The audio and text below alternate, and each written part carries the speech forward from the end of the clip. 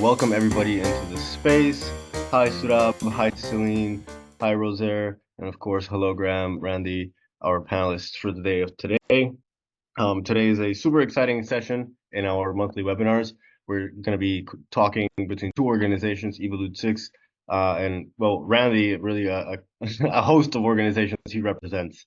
So to keep some introductions brief, Randy is calling us from Canada. He serves as a director of REFOCUS Sustainability and the Flourishing Enterprise Institute, working to bring powerful new tools to accelerate and make transformational change resilient and long lasting. And of course, as many of us are familiar with, addressing the caveats of past sustainability approaches and really addressing it in a context-based manner as they should. Graham is our CEO at Evolute 6 and innovator of the Fair Shares Commons business design approach, the ergodic investment strategy approach, and several other things, which if you're already familiar with Evolute 6, I'll skip for the sake of time. So I'd just like to also provide a little bit of context here of why we're having this session today and what really is the relationship that brought us in relationship with Randy, which is our prime focus being bringing transformational organizational change that is effective, long-lasting, in line with planetary boundaries. And so Randy identified in us, Evolute 6, and us, Evolute 6, identified in Randy and his organizations a lot of really good stuff, to put it lightly. And that meant that we had to talk further. And we are bringing this session today to you as a joint tour de force, if we will, in proven methodologies for bringing transformational change in organizations at the individual level and whatever other upscaled nested systems we may find. So at this stage, if I haven't missed anything important in your introductions, please do jump in. I'd like to offer the audience a little moment to participate because we have a relatively small session today, and that will lend us for some really nice personal interaction. So I'd like to pose the question a little bit to the audience, a bit restating what was in the poll, but sort of where are you at in your journey of bringing transformational change to where? What is your focus on? If you could speak a little bit to that and tell us where you're calling us from, it would be great to hear. So do we have any volunteers, or shall I pick some popcorn here? Give you a moment to think.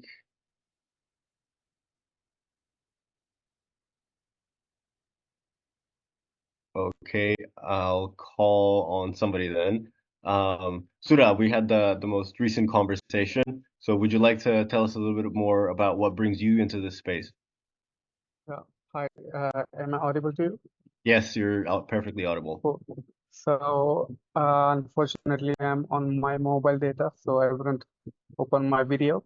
But thank you very much for helping me join this session. And basically, I just graduated my master's from Denmark, and I'm looking for sort of futuristic, sustainable companies and basically developing systems and trying to understand what is out there, because academia is sometimes just theoretical, or they don't pay attention to pragmatics. So I'm looking to connect with people in this regard. So yeah.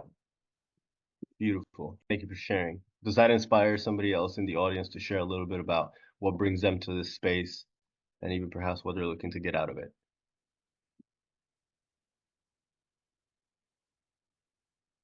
Hi there, I'm Michael, and I'm joining you from Toronto, Canada. We do have a few other Canadian connected folks, though Randy, my understanding is you're elsewhere these days. I've been fortunate to get to know Graham and many other leaders in the space over the last while, continuing to explore from a place of leadership in the business world and evolving leadership from business people in society, continuing to think about purpose-driven, impact-focused, regenerative leadership, certainly in my work as a consultant and advisor, coach, and partner to a variety of B Corp leaders or those that are doing B Corp certification or recertification with my support, I'm continuing to see that there are a subset of leaders that are up for going further, faster, and doing the deeper work to think about systems change. So that's where I'm continuing to learn and share and look forward to continuing to do that work and lead the change we need together. Beautiful. Thank you so much, Michael. Spoken like a true consultant. Awesome. Celine, would you like to share? Roser, Mr. Flo? Yes, I can check. Hello, everybody. I'm calling from France, and I'm on a great journey to make emerge a new actor in France that can unify some individuals, some projects, some enterprise to have to be in a good posture to bring some answer to the complexity of the change and to find a way to fund their transition in an ecosystemic aspect and by making meet the financial world and the transition world. Beautiful. Thank you very much. Any other participants excited to tell us a little bit about where they're coming from? Sure, I'm calling you from France too, but I'm not French, living here. For me, it's a true believer in the change. I think that we need to change the system.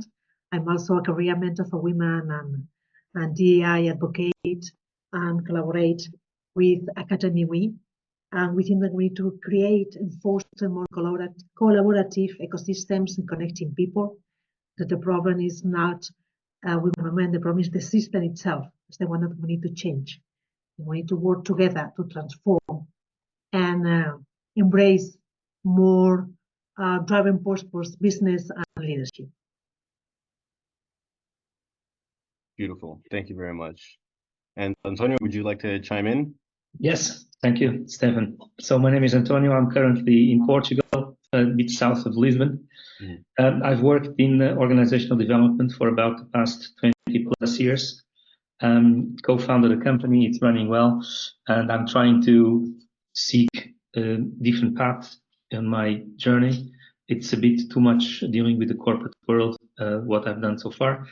So over the past 2 to 3 years, I'm trying to find my way into a more participatory role in the area of regenerative actions and digital fabrication in the sense of distributed fabrication networks and all that. So I'm pretty much learning more than anything else. And I came across this meeting because I'm friends with Graham, and he told me about this. And he was kind enough to send me the link. Thank you. Amazing. Thank you so much. Beautiful. So now that we've all heard we're actually kind of where we need to be, which is a brilliant place to start, let me tee up the conversation shortly then with this and sort of really get into the meat of this conversation. So this is a question for both of our panelists today, but I'd like to tee up Graham to try to answer them first. And the central question that we're trying to start off with is, we know we need to affect systems change, yes, but how do we do that best? At what scales do we attempt to intervene? What pointers in the context do we need to look at?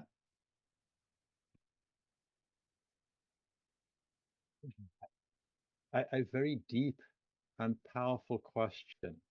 And it's a question that has been behind everything I've been doing for at least the past 15 years since leaving Procter & Gamble. And one of the things that has guided me is in appreciative inquiry, there's the statement, questions are fateful.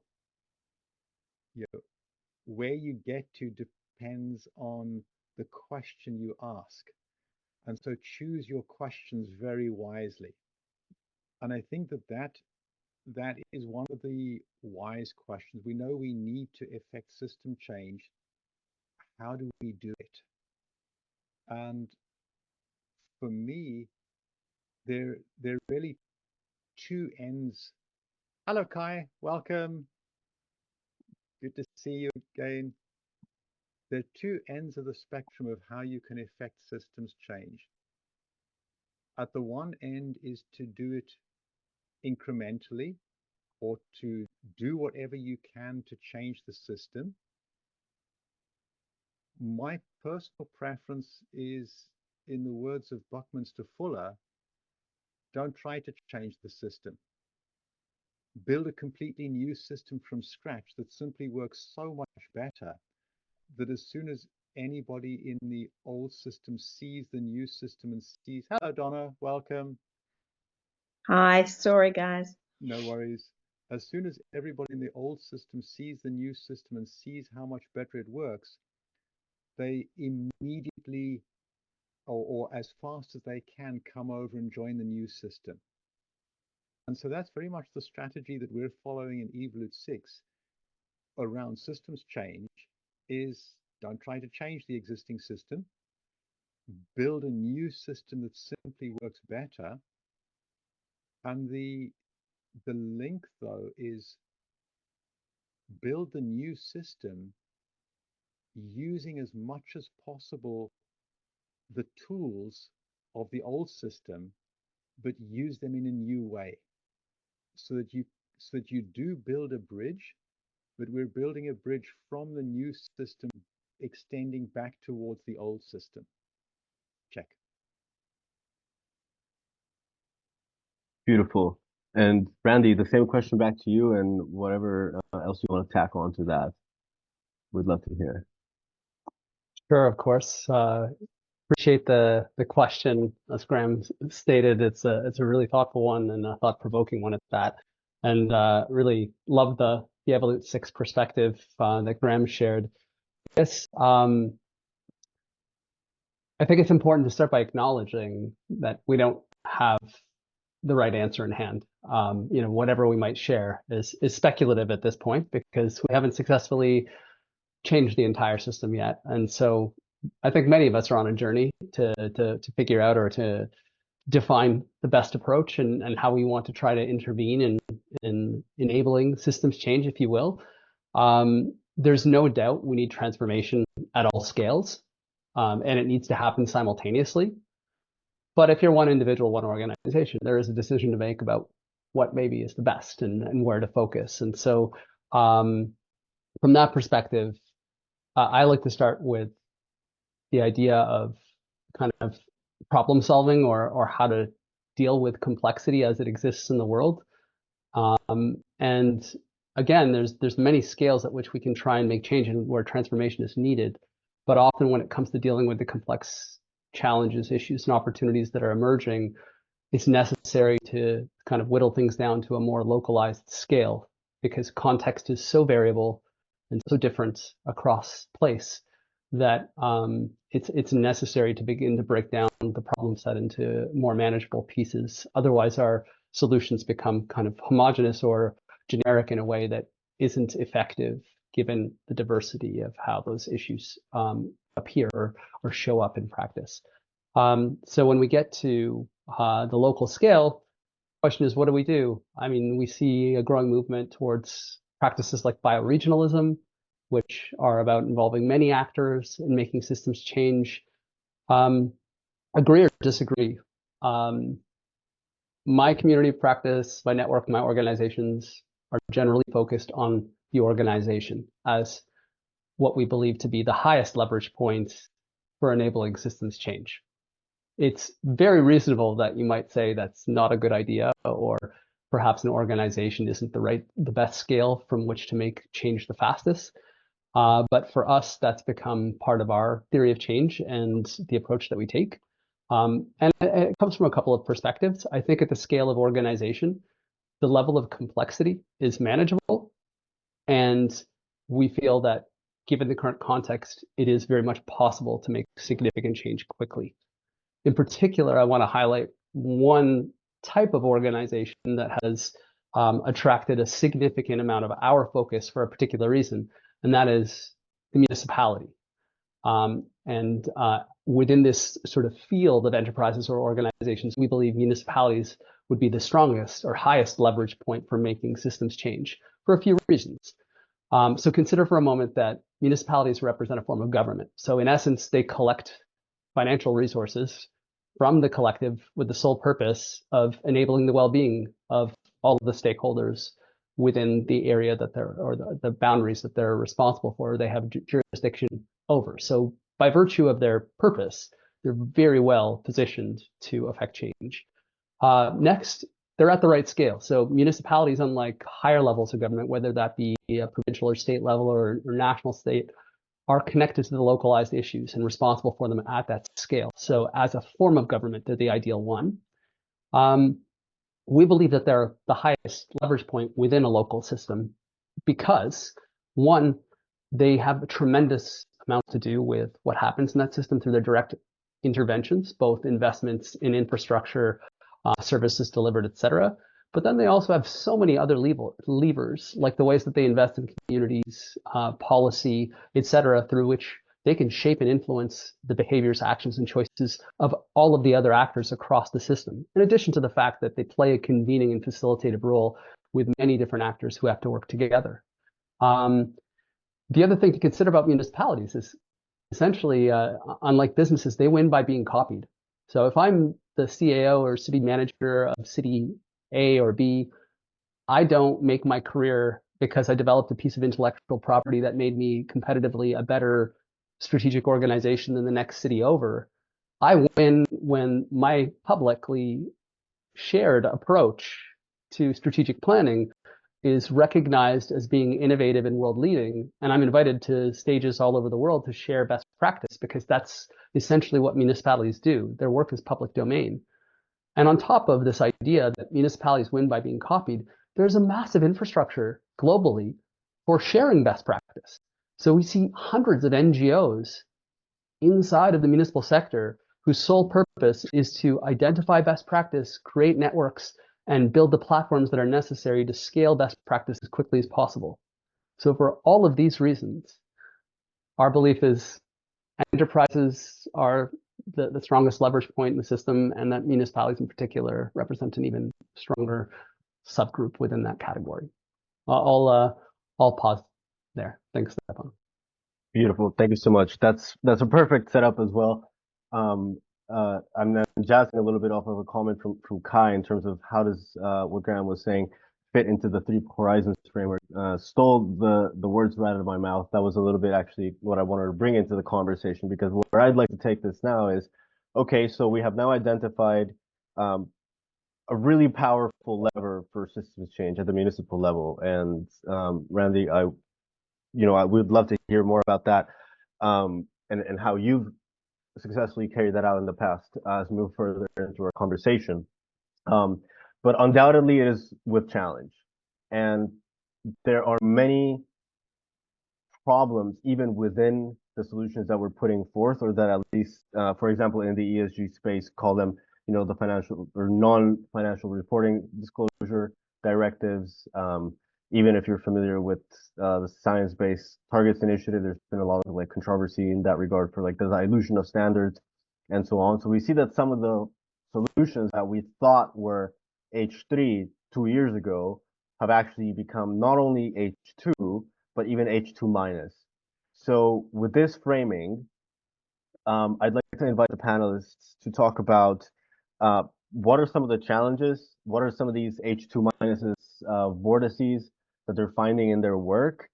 And to add on to that, just because I picked up on this word that you mentioned, Randy, which I think is really relevant in our frame of thinking, which is problem solving, yes, which might be, if you will, the old school approach, comparing that to bringing forth organizational change with the primary intent of identifying potential. and having that open space for emergence, and how does that fit in to the theory of change? So would any burning panelists would like to take this on first? Well, I'll pick up on that and then hand it back to you, Randy. So first, just to build on what you've been saying, it absolutely is context dependent. And this is one of the issues that we're facing. So much in business has become a cookie cutter approach without any of that context dependency. And I very much resonate with your choice of municipalities and them being open source. They win by doing something that is copied. And I think that we've followed a similar path of thinking in the way we've ended up with startups, and you've ended up with municipalities. I see a lot of common ground there. And I'm curious about how we might uncover that. But in terms of your question, Stefan, first of all, it resonates with something that a collaborator of ours said to me this morning in our meeting. Let's say his deep expertise is economics as a practical consultant to companies on what the economy is doing and where it's going. And he did an analysis in December of last year, December 2023, of globally all of the jobs that had visibly something significant to do with ESG. Over 90% of them were either in the marketing unit or in the compliance unit. Less than 10% were actually doing ESG work. And as I listened to him say that, I thought, well, yet again, this is a Horizon 2 activity heading towards Horizon 3 being captured and used in defense of Horizon 1. And what you said is Horizon 2 minus, Stefan, I'm more critical of what SBTI and so much is doing. I think that this is the antibodies of Horizon 1 capturing all of the weaponry they can in defense of the persistence of Horizon 1. And that's my concern. That's where I love, Randy, what you're doing with municipalities, because brave municipalities can do awesome stuff. For example, it was the small German city right on the westernmost corner of Germany, Aachen, that was the first city to introduce the regenerative energy feed-in tariff as an explicit legislation mandated mandate for the energy supply in the city of Aachen. And that has now been copied globally as the optimum role model to bring renewable energy supply at a distributed, every single homeowner has their own renewable energy generation. So the cities can do a huge amount, and they're able to do it, the forward-thinking ones, in ways that are not H1 defenses, Horizon 1 defenses.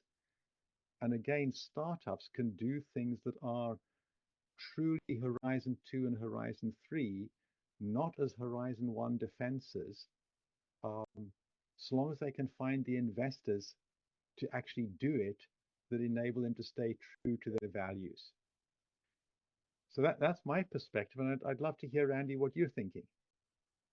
Cheers, Graham. That's brilliant, and thank you for the thoughtful framing as well. It has my mind going in a bunch of different directions, and I'll start by just offering the caveat that I've not tried to frame my thinking along the lines of Three Horizons, and while Three Horizons is something I'm familiar with, I'm not very good at it, or at least I don't have a clear picture of it technically. So I'm just going to share my perspective a little bit. We can maybe talk about how it fits in Three Horizons if that's useful. I think, my reflection, if I kind of look at the corporate sustainability space, whether kind of the leading areas like SBTI and maybe more science oriented or transformatively oriented movements, or the more traditional corporate sustainability / ESG type sustainability, I think the challenge is, for the most part, it's an additive measure. So if we're talking about transforming organizations, the paradigm of thinking around sustainability as it exists and shows up in the world is very much is that it's in addition to corporate management. So, you've got the strategic management practices of the organization, how the organization is governed, the financial perspectives. And now we just emerge into a time where there's other considerations that also need to be taken, but generally not at the consequence of the success or optimization of the existing infrastructure of the organization. So there's this very competitive, almost existence of sustainability interests and the usual or common and central interests of the organization. So even if we start thinking about the science, it doesn't change anything about the organization. Like, we might have a better idea of where we need to get. Nothing has transformed because we say, yeah, that's the right target, for example. So when I think about systems change and ultimately applying a systems lens to how we understand and make sense of organizations, my view as an organizational consultant and professional is that it is an opportunity to just see the world in full living color. Sustainability isn't this other topic or set of indicators. We actually have the opportunity to recognize the false assumptions that underpin our understanding of organizational management and organizations in general, as well as how those false assumptions have been carried through in how all management functions, tools, methods have been designed. We have a narrow view of all that's relevant to optimizing the success of the organization. And when we see things through the lens of systems theory, not only do we see the organization as a complex system, but we start to be able to see the relevance of all of the relationships it has with the systems it's nested within. For a long time, that hasn't really mattered so much. We lived in a world that was relatively stable, where we had what seemed like unlimited resources, but we've overshot the limits of our ecological systems for more than 50 years now, while not meeting social foundations. And here we are at a point in time where the unintended consequences of that how do I describe it? That irresponsible and just disconnected view of reality has carried us. And the outcome is we now enter into a period of time where things aren't stable, they aren't predictable, they are volatile.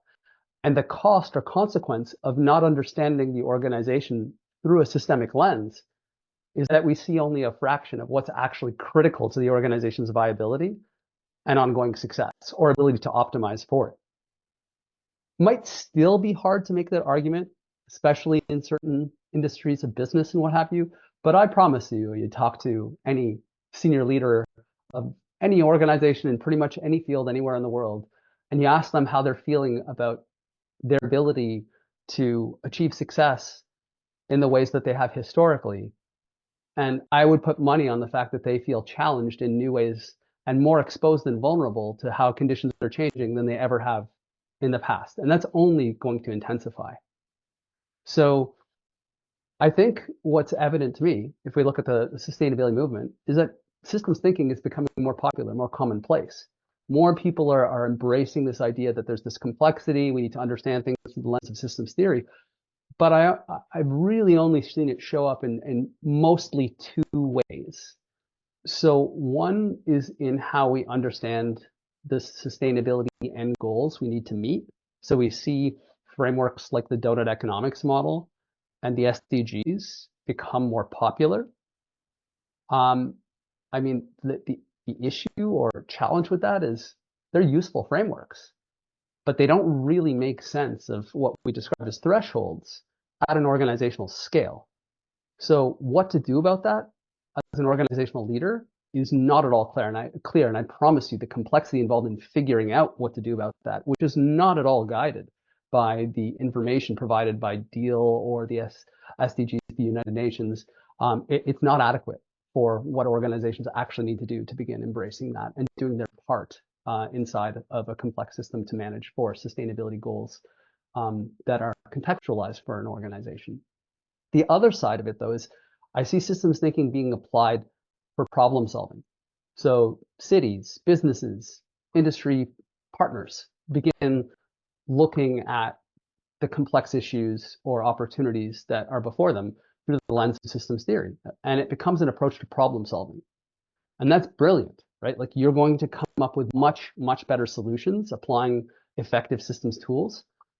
But when that comes up against the inertia or the constraints of how the existing organization functions, how it's governed, the way that it makes decisions, how it distributes dollars, how it thinks about the future and balances priorities, ultimately, whatever brilliant systemic solutions come to bear are going to be restricted, limited, or diminished by the existing infrastructure of the organization.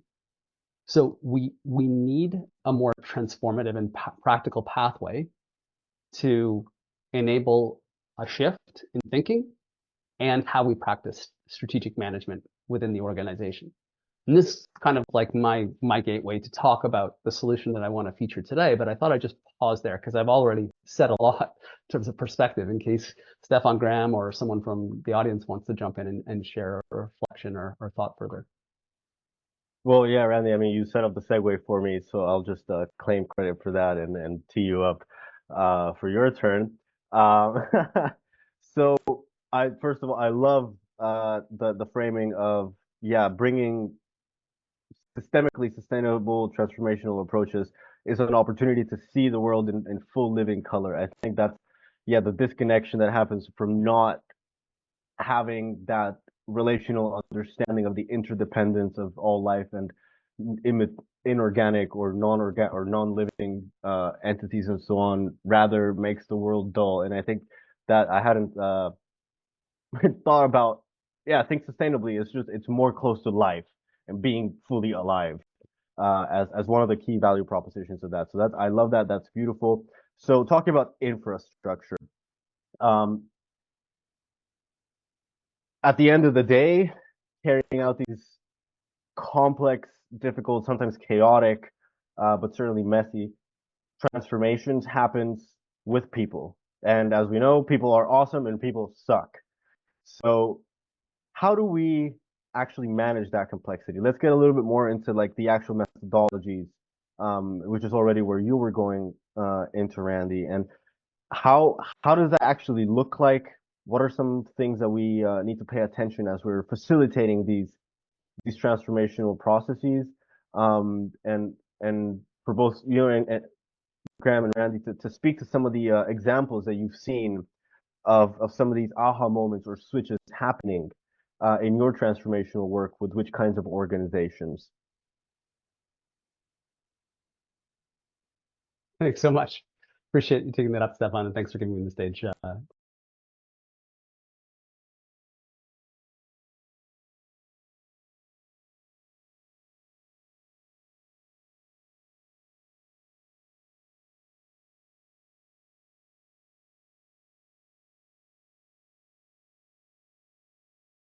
At the start, which tends to be confusing because, as Stefan mentioned, I represent a few different organizations and initiatives. So what I want to talk about today is something I've been working on for probably the last 6 years now. It's an initiative called Enterprise Evolution. So Enterprise Evolution is a program focused on capability development that's designed to enable organizations to transition from what I would describe as conventional, towards systemic strategic management practices. Let me speak a little bit to our theory of change and to line this up to the conversation we just had. In terms of the different sustainability or the idea of corporate sustainability is making within organizations today, for the most part. And I'm speaking in general terms here. Of course, there's exceptional examples of really impressive things that are happening in the world, but I'm speaking in broad strokes about the majority of what's happening. So please appreciate that caveat. We use the iceberg model here, which is a useful kind of framing to understand things like leverage theory, systems theory to a certain degree. It suggests that what's typically visible if we're dealing with solving a complex problem or issue, it is not the crux of what needs to be changed. We need to go below the surface to understand the deeper change that's necessary. And the idea behind the iceberg model is that the lower you go, the more transformative the change is, but at the same time, the harder it is to orchestrate. So there's that sort of tension. What we see in the sustainability world is mostly at these upper two levels here around the projects and actions that are making a difference, improving how we perform against indicators, and policy and planning, where, we see sustainability strategies, climate action plans, et cetera, that kind of thing that are additive. They aren't central to the organization's strategy. And the result is incremental change, right? We see improvements, we see us making headway, but if we contrast that even for a moment against the end goals, as in what defines sustainability versus something being unsustainable, we're one, nowhere close, and two, the trajectories are not encouraging, right? Like the incremental change is essentially us being defeated. So if we continue solving the problem with the same solutions or approaches, we're essentially dead in the water already. Our belief is that we need to go all the way down the iceberg and shift mindsets. So this starts with the idea that the paradigm of thinking and management is not only no longer good enough for the complexity that's emerging, we could argue it's irresponsible, especially if there's better knowledge and approaches out there. That's perhaps not fully demonstrable given the circumstances, but we're getting pretty close to the world looking different enough that that's going to be a truth and evident to more than just those who are leading the way or thinking disruptively. So once we create this mindset shift where leaders can self-recognize that the flaw, the risk, the irresponsibility in the ways that they've been trained to think and that have served them well up until this point in their career, the question is, what the heck do we do? And that's where the possibility exists that we begin to transform the strategic management practices of the organization, the most deeply rooted, influential decisions, processes, ways of functioning that all organizations have embedded in how they run, that need to be transformed to enable up towards the top of the iceberg, more transformative plans and actions to actually unfold, be funded, be supported in the ways that they need to make the progress that's necessary. So this is our iceberg. We start by shifting mindsets, we adapt strategic management practices, and there's a cascading kind of operationalization of change that happens. And the thing is, this is a transformation process that I depict here. What needs to be recognized is there isn't one path to the end goal. The transformation needs to happen many, many, many times on what I would describe as a long transition from conventional practice towards systemic strategic management practices. So we're talking many years, if not decades, of transformation that needs to be stewarded in a methodical and effective way. So strategic management, in case it's a term unfamiliar to you, this is a pretty standard definition. It's a set of decisions and actions that shape the future of the whole organization with the goal of attaining the highest levels possible of effectiveness, efficiency, and overall performance in line with the organization's goals. What I want to highlight is a little bit of where I come from and what I do. So Stefan mentioned my affiliation with the Flourishing Enterprise Institute. This is an applied research center at Wilfrid Laurier University in Waterloo, Canada. And our interest is to bring applied research to the practical testing of systemic innovations in the field and to catalyze their development and adoption in the marketplace, essentially. So I want to introduce the concept of a systemic management innovation. So we would describe this as an emerging field of disruptive knowledge methods and tools. And there's something that makes them distinct from, the sorts of tools that are used in conventional corporate sustainability. So we're looking at innovations that apply systems theory to recast how strategic management is understood. They're also developed in such a way that they actually provide the meaningful guidance on how to effectively use them to adapt management practices. We talked about the donut and the SDGs as examples that are perhaps science aligned, wonderful frameworks. They don't really provide the necessary guidance to make sense of them in a practical way at an organization or enterprise scale. These innovations respect or align with the science, that being science and ethics-based frameworks and the thresholds that we understand we need to uphold in order to achieve sustainability as it's defined authentically. And they lead to or encourage more integrative, collective, and adaptive practices. I will say this concept of systemic management innovation is something that we're currently writing on. We're trying to establish it as a term and a field that's distinguishable from conventional sustainability innovations or tools. And it is not a hard science. So understand that this is a developing concept. And feel free to challenge me on it as well, of course.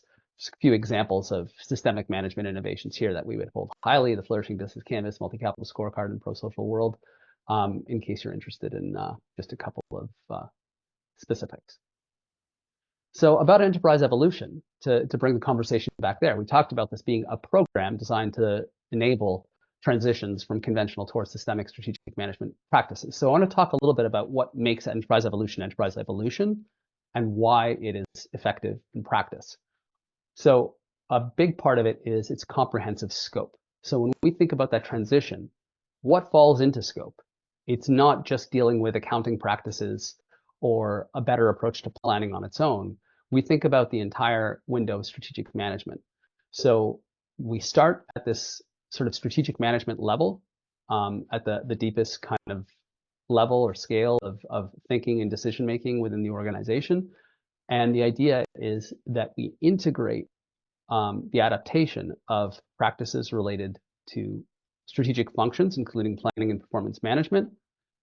Encapsulating that is how we practice the maintenance and development of relationships with all stakeholders that are visible through a systems lens, and even just the understanding of relationships, how they're relevant, et cetera, is important. Often, I'm challenged by individuals to say, oh, okay, gotcha, you're focused on management and transforming management, so you don't really get the whole systemic view. But the reality is, when we take innovations, management innovations related to these topics, when you apply a systems lens to how we understand planning, it becomes immediately apparent that we can't actually achieve the organization's goals in isolation by pretending like we're in control of all the things that matter to achieving those goals. So the relationships become visible, and the necessity to steward them in very different ways, to understand power, control, governance in very different ways, becomes necessary as part of breaking through the limitations, the inefficacy of traditional ways of thinking and practicing in management. So while we're management focused, it's about managing based on an understanding of the fact that we're inside of a complex system or complex systems. So inside of that scope includes the relationships, and beyond all of that is the culture of the organization and its capabilities. So the recognition is this way of operating is not necessarily something that those who are in the organization are already good at. There's lots to do in developing the individual and building their management capabilities and shifting the cultures and ways of working of the organization in order to actually show up and interact in a way that allows for these innovations, which may be accepted in principle or even through the steps, to work optimally. You can't just tack on a bunch of new ways of working inside of an existing organization culture and the individuals who work there and expect that things will transform. So that's the scope piece. Next, I want to talk about this co-productive design that's central to how we work. So the idea when we design an enterprise evolution program, and keep in mind, this is an iterative program. So we're not transforming everything about the organization in one fell swoop. We start somewhere with a particular focus and a limited scope as one first round of transformation. So the design of the program that we would then lead to transform practices through that bounded transformation involves working hand in hand with a team of staff representing the program, essentially, to co-design and customize the program to the client's unique needs, priorities, and ambitions, in addition to their constraints. They know the people internally much better than us. And our view is the way to make this successful is not by being preachy or designing based on what we think is necessary. It's about meeting the organization where they are and designing as well as possible to fit their circumstances. And we take a flexible approach. So generally speaking, because this is such challenging and disruptive work, we can't predict what's going to unfold and where it makes the most sense for the program to go as it unfolds over months and possibly years. So it's very necessary to hold a flexible view of the program's design and to continue to evolve that and the ambition, the focus, the path forward, the innovations that we use based on what we're experiencing in practice. So there's a real reflexivity to it. And the program ultimately is co-facilitated, and staff are empowered to lead with or in front of the consultants. This is a capability development program, and it's about the organization transforming, not about the consultants. So we have a very different approach or interest in how we facilitate it, in that we're really looking to those within the organization to lead and to take center stage insofar as they're comfortable and willing to do that. The last element I'll speak to is the focus on capability development that's central to enterprise evolution. So we employ a facilitative and dialogic approach to supporting staff in executing new and systemically designed practices. So if you can envision, let's say we were to go through a strategic planning process with an organization. What we would do is we would have a core project team made up of staff members who would sit with us. We'd teach them about a variety of innovations. They'd learn about them adequately. And then we'd dialogue around, which innovations make the most sense? Are you most excited to use that we can facilitate? And how can we best tailor these to meet your needs and to meet your colleagues where they are? So ultimately, we design practices that are systemic. We don't sit there training the whole organization on new tools and methods. We lay out the practices newly and have them participate in executing them. And so by this process, essentially staff end up having the opportunity to just do their work in a different way, in a systemic way. So it's a facilitative approach. The consultant doesn't do the work or answer the question. Staff learn by doing, and through that learning, they build the capabilities that are necessary to begin to successfully execute very different ways of practicing management without reliance or dependence on external support. So ultimately, there's also an additional layer, and that again, from a capability development perspective, we recognize that individuals, teams, and the organization as a whole will have its own constraints and limitations in terms of what it's able to do. And so as we go through this process, there's a very keen eye placed on what the limiting factors may be and how we may need to support or train up individuals and teams in order to effectively do the work that's involved in a different way. Yeah, on that note, I will pause. Thank you very much for the opportunity to share a little more extensively about enterprise evolution. Amazing. Beautiful. Thank you so much, Randy. I'll jump in real quick just as a process check and name that, officially speaking, the session ends in 9 minutes, but we structure these sessions in such a way that after the hour mark, we kind of go a little bit into dialogue, just to have a little more interaction with the audience. So we'll proceed to do that after the top of the hour. We'll run a little bit longer on that edge, but we will for sure be done by, in my times, it will be 18:30, so in 40 minutes. So I'll just name that and pass the ball on to Graham if you'd like to respond or chime in to what Randy has now shown us. Yeah. So let me just bring us back to here. Just one brief thought on that. Having grown up in apartheid South Africa, one of the things that has really stayed with me since then is how little freedom people have to act when they're embedded in a power structure. And this is one of the areas we look at in Evolute 6, is what is the overarching power structure coming from how the company is incorporated and the role of investors as one of the key stakeholders. And in particular, how do we change the slope of the landscape so that water naturally flows downhill the way it wants to, rather than trying to put in incentives to make the water flow uphill against what the landscape is doing? That's a big part of what I would bring into this. And in particular, where it really comes down to it is, as the title of Adam Kahane's excellent book goes, collaborating with the enemy. How do we create structured interactions and structures that enable collaborative outcomes to emerge even when you need to collaborate with people that you don't agree with, you don't like, and you don't trust. So I will pause at that point. Beautiful. Thank you. So we'll wrap up into the last little sprint session, and then we'll move on to questions because the chat's blowing up, and I like that very much. So first off, I'd just like to share the poll results with you folks. You can find them in the chat in just one moment. And as you'll see, we have a variety of different domains in which we are seeking to bring transformational change into ourselves, into our organizations, into our countries, and several other unnamed examples there. So I'd like to put it to Randy and Graham to tell us briefly where their organizations are headed. And in that journey into the future, and if they could speak to what they would like that to look like, what are some opportunities that the members of our communities can jump on board and become involved in or support in order to learn more and build their own capabilities to bring this capability building approach for transformational change into their own domains? Thank you, Graham.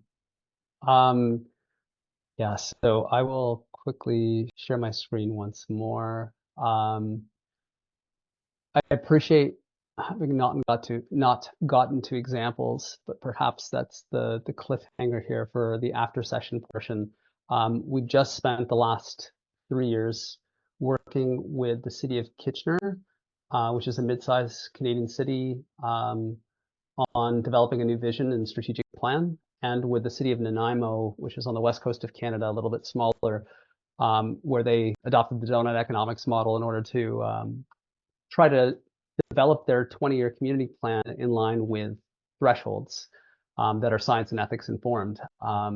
So lots to share in terms of how the approach that I've described in enterprise evolution has translated into meaningful impacts that give us a lot of reason to be excited and encouraged about the possibility that this novel program has to be scaled and to continue to make change in ways that we don't see happening very often in the field. So on that note, I will shift focus towards where we're heading, our own focus in the FEI and amongst my colleagues at REFOCUS. And perhaps we can come back to the examples and related questions during the extra portion.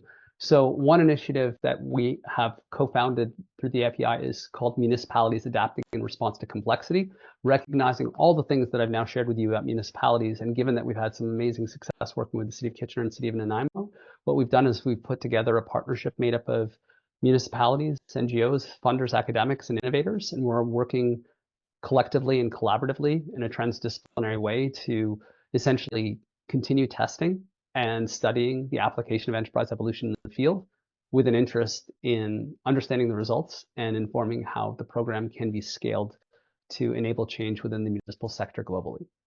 All of these initiatives that I describe are initiatives that you can get involved with. So if you're interested in it, there'll be some information that I'll share at the end here for you to reach out. Another is around low carbon resilience. So our friends at Simon Fraser University have essentially been applying a systemic approach to climate action planning that really transforms how municipalities address this particular problem set. What's brilliant about the approach, and given that it's systemic, is it recognizes that the change that needs to happen in order to enable transformative climate action planning involves transforming strategic management practices. So the approach is very much designed around engaging with leaders and in a very different conversation than what's typically led, and with different tools and approaches than what are typically included in traditional climate action planning processes. So we're in the process of scaling up what has been a successful piloted program with 10 municipalities for the future. Lots of exciting stuff happening around this topic, especially because of the focus on climate change at the moment. We've just launched a context-based sustainability working group. So context-based sustainability is essentially the method that we subscribe to and use. It's a systemic management innovation that essentially helps us to make sense of science and ethics-based thresholds that define sustainability at any scale, including at an organizational scale. So the methodology provides the necessary guidance for coming up with real, authentic, and meaningful ways of understanding performance across the triple bottom line. And finally, we're evolving enterprise evolution itself. So we've done a whole bunch of learning over the last 6 years. We're now building a group that includes Evolute 6 of exceptional organizations and experts who are going to help inform the future of enterprise evolution and participate in the next round or phase of bringing it to market, testing it in practice, learning from that, and continuing to evolve the program itself so that we can eventually scale it beyond our means in a very open and enabling way. So I'd love for everybody to keep in touch and consider getting involved. You can sign up if you're interested in any of these topics, which we speak on and share about regularly. You can sign up for our e-newsletter at the flourishingenterpriseinstitute.com or .org, sorry. We have regular events, much like these ones. Actually, Evolute 6 is presenting on July the 9th through our community practice called the Community for Flourishing Enterprise, also known as CAFE. And if you're interested in learning about more about any of these initiatives, discussing them, or getting involved, you can email me directly. I'd love to hear from you. Cheers. Beautiful. Thank you. Graham, would you like to chime in at this stage, and then we'll move on to closing I'll remarks? just chime in on one thing that we're moving towards. So one of the big focus areas for us at the moment is getting everybody aware of the issues for investors and entrepreneurs and business leaders on the current teaching in business schools, which leads to businesses performing like this blue line over here, and the new insights into shifting from standard portfolio thinking to ergodic thinking, which leads in exactly the same situation, this kind of business performance, which opens up. And what you're looking at here, by the way, is the working capital of the company. Basically, how much money do they have in their bank account to do things? And in other words, for exactly the same return on investment to investors, if you use our ergodic strategy, you open up this huge gap, enabling us to put money into regeneration, sustainability, etc., without any detrimental impact on investors. And for us, this is the enabler that's driven what we've been doing for the past 7 years now. Once we've started to understand this insight into the non-ergodic nature of business, into the non-ergodic nature of all of life. None of our lives are ergodic. And so that's a big focus for us. And once we've got enough investors trained in this to really understand it, to stand up our investment fund so that we can properly invest in businesses that are following an ergodic strategy, Fair Shares Comms Incorporated, using fluid organization designs and governance, and using developmental practices in how we interact at work, so that anything that is happening in work also becomes a source of development for human beings. Check. Beautiful. Thank you so much. I'll frame it a bit more directly. If you know any investors that want to invest into transformational economics, then connect us. Okay, so with that being said, and I'll just briefly, or not necessarily investors that want to invest, but investors that are curious enough that they'd be willing to sign up for a training program that would get them to the point where they are then terrified of missing out on the best things since sliced bread. Beautiful. Thank you so much. So with that being said, I will officially close the session. Thank our panelists so much for their exceptional insights, incredible energy. This has been super insightful. I'll be sharing the recording up until this point publicly, but you'll get recordings of the entire session. So if you have to head out at this stage, that's perfectly okay. You'll still get the rest of the scoop.